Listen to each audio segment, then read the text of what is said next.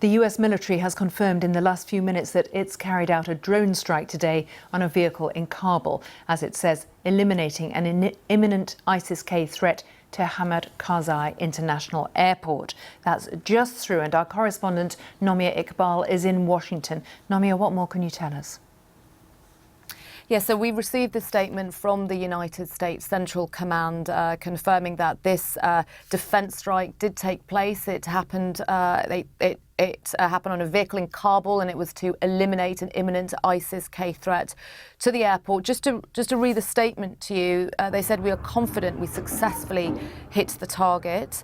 They said that they are assessing the possibilities of civilian casualties, though they have no indication at this time if anyone was killed, and they are remaining vigilant for potential future threats. We don't know if if they eliminated the threat that they warned about yesterday, which was that ISIS-K could hit in the next 24 to 36 hours. But of course, ISIS-K are a threat that is very real and very significant, that America is incredibly concerned about. They took responsibility for the deaths of dozens of Afghans on Thursday in that suicide blast, and also the deaths of 13 US service members.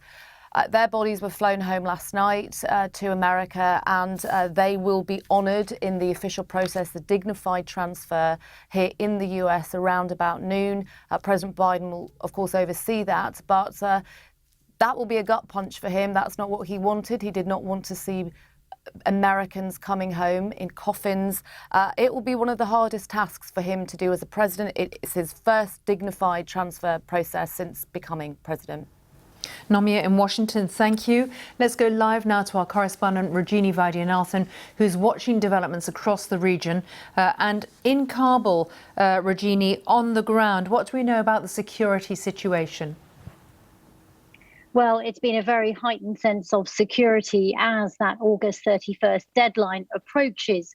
Now, as we know, other countries like the UK, France, Italy have recently wrapped up their evacuation operations, but the US says it will continue those until that deadline. Now, we're hearing that there is a much more fortified security presence at the approach to the airport in Kabul, with the Taliban setting up many more checkpoints. So only people who have the relevant paperwork are actually able to get to the gates. That's what we're hearing. So, of course, all those many Afghans who want to leave the country, who have the eligible reason to do so as well, some of those who aren't able to get on flights, that is a question mark now, of course, Philippa.